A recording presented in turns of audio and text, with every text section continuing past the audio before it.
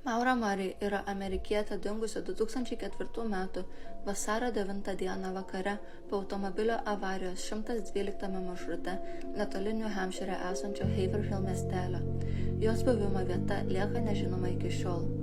Vasario 9 dienos popietę ji elektroniniu paštu išsiuntė savo profesoriams ir darbo vadovui laišką, prašydama, kad dėl mirties šeimoje jos nebus savaitę.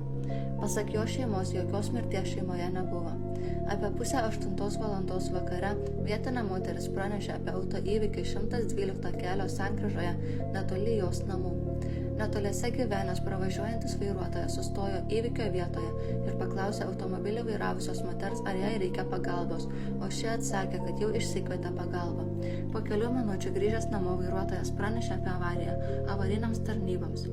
O be 15:08 vakare teisėsauga atvyko į įvykio vietą, tačiau moters neberado.